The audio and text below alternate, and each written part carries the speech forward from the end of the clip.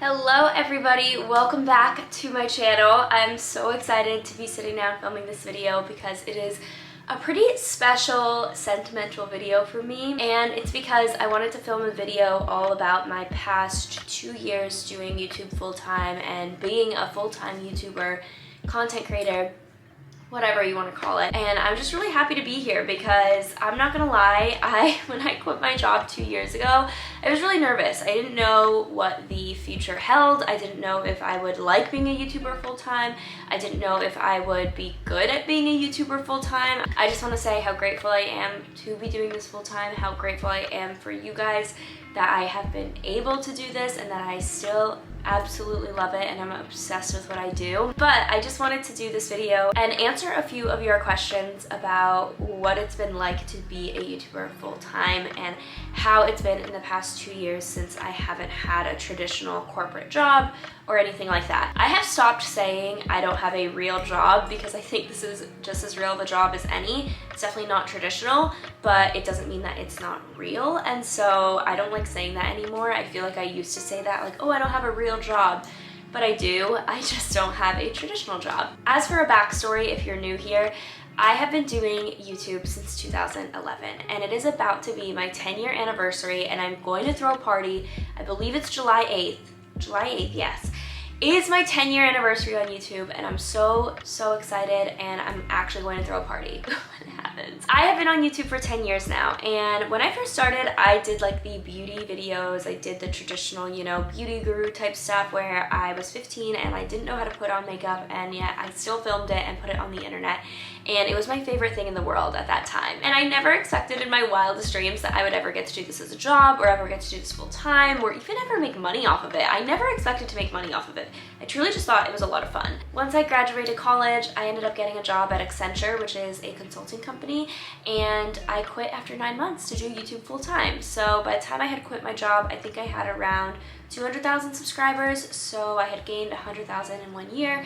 And I was so fortunate enough to quit my job and make more money on YouTube than I did at my traditional corporate job that I spent 4 years getting my degree in industrial engineering for. But the thing is, for me, I never wanted to be a full-time YouTuber. I always dreamt of being able to do this full-time, but I never wanted YouTube to be like my identity or in my career. I always kind of wanted to keep it as a hobby, which I'm at this point where it's definitely my career and I'm definitely doing it full-time, but I'm also trying to do other things aside from YouTube. I actually co-founded a startup called Rella, which we're currently in the fundraising stage. I'm really trying to build that. It's going to be a social media management app where influencers can manage and monetize and connect with brands and build relationships with brands. So that's what Rella is in a nutshell. So I've been trying to do, you know, like YouTube and then kind of having it support my other ventures.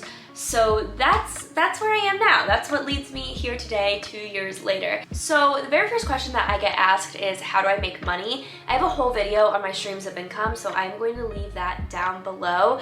But pretty much a really gist of it is I make money mainly through AdSense and brand deals. A lot of other streams of income, but those are the two I want to talk about because they pertain to YouTube. Brand deals is when a brand sponsors my video, and then AdSense is when your video has ads on it and you get a portion of that revenue. And what's interesting about AdSense is that you actually have to comply with the guidelines on YouTube, so it's not like everyone that has a YouTube channel is making money on YouTube, because if you're not complying with guidelines, you actually can't make money. One of the biggest things that I think creators struggle with is actually their music. I have gotten so many videos demonetized because I had copyrighted music in it before I realized that I couldn't have copyrighted music in my videos. Don't do what I did and make sure you're complying with all the guidelines. Filter is the way that I actually source my music for my videos, and it is an amazing selection of copyright-free music that you can actually use in your YouTube videos to make sure that you are still being eligible for monetization. What I like about Filter is that you can actually filter it.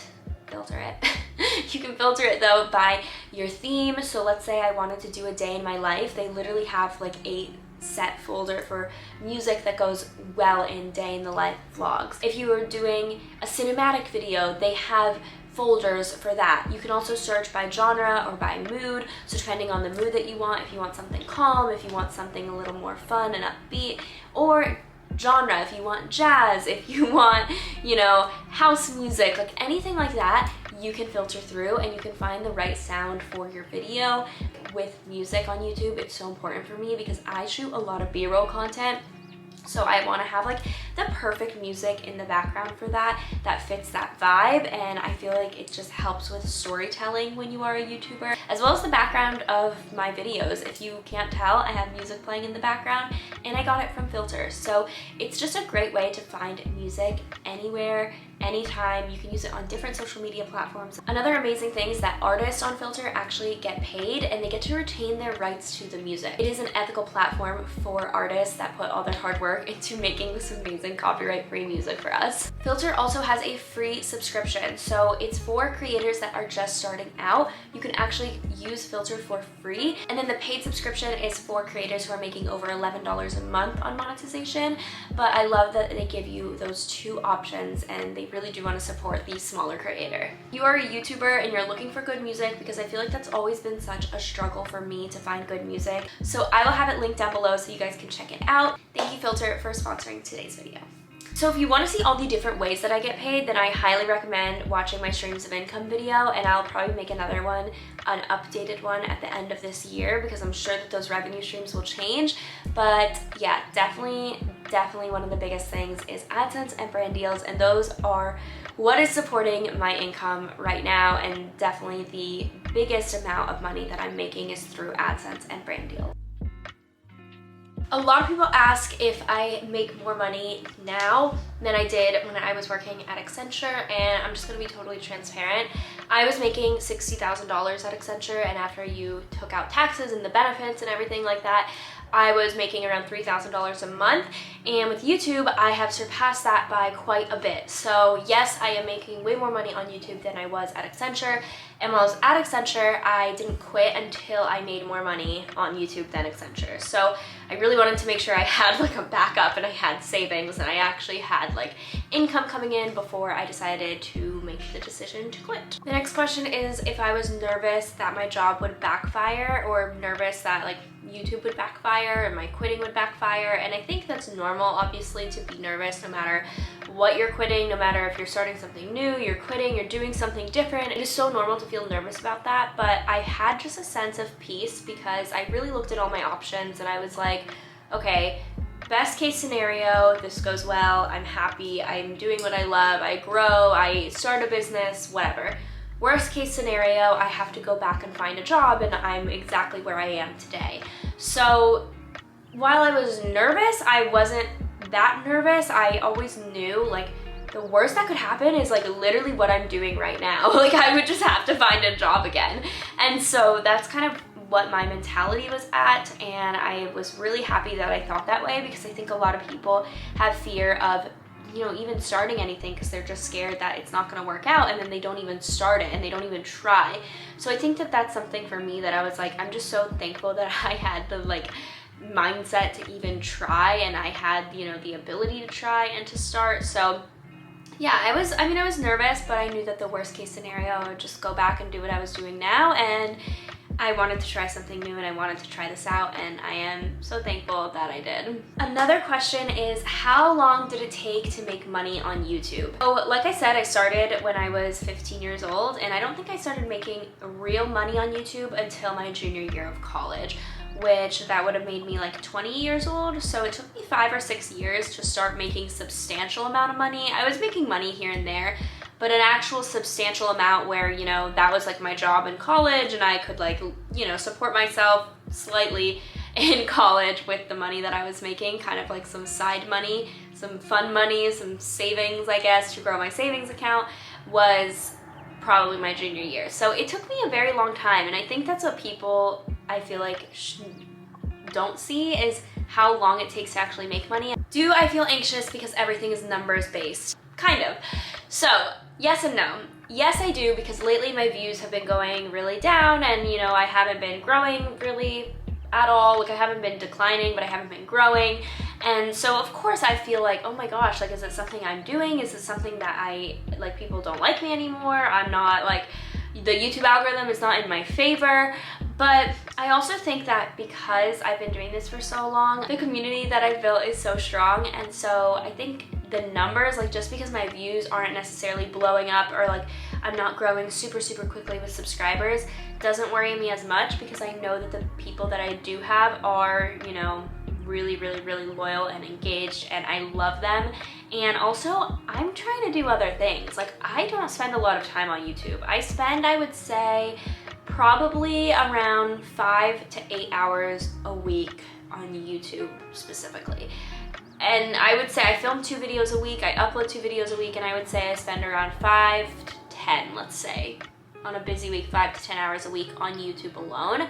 Majority of my time is spent on Rella, like 99% of my time is spent on Rella. That's why the numbers don't impact me as much. And I'm not saying that I'm like, oh, I'm not putting effort into YouTube, because I definitely still do. But for me, YouTube doesn't take that long. This is no shade to anyone at all, but I sometimes don't know what people that do YouTube full time, what they do all day. Like if YouTube is their only job and they're posting 1 video a week or 2 videos a week and that's all they do and they don't have anything else that they're doing, like just YouTube.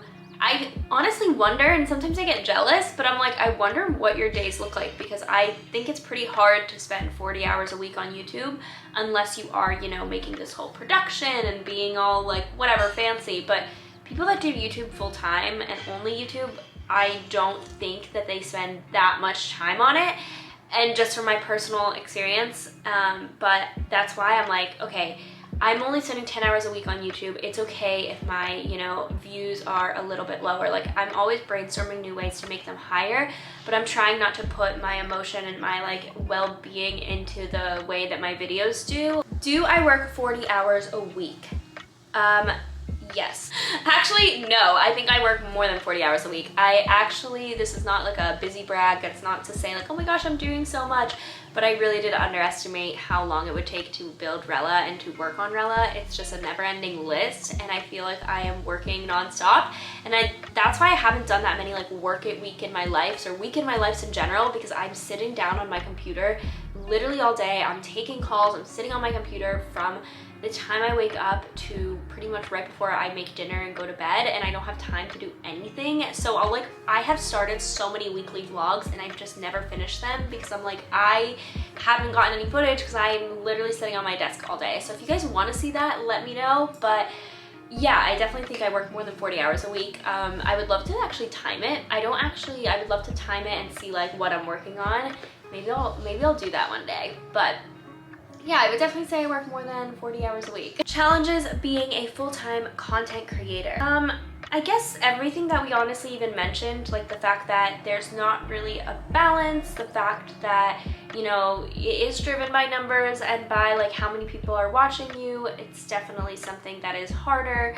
The fact that you can't turn it off, like I feel like I can't really turn it off. Like I can't turn off my social media persona, I guess, and it's not even a persona because it's literally my life, but I feel like anytime I'm like posting on YouTube or like posting on Instagram, posting on social, it's like I'm thinking of work, and I'm always thinking of work. And now with Rella, I'm always thinking about Rella, and even like I can't even like look at social media the same way because my whole life is on social media, and my job is on social media, and the business that I'm trying to do is a social media startup. So it's just like everything is surrounding social media in my life, and so it's been really hard to kind of take that break and have that separation. So I would say that that is the biggest struggle of being a content creator. But I want to answer any more of your questions, but I really loved doing this little 2 years later recap. I would love to do this every year. I know it's not the biggest deal quitting a job, like so many people do it, but I think it's going to help people out that are maybe doing it now. Like maybe now is your time to quit your job, or now you're doing YouTube full time and you kind of want to see how other people handle it or see how other people are doing it. So if you have any other questions, please DM me or message me, comment down below. And if you are a full-time content creator, I would love to know your experience with it as well.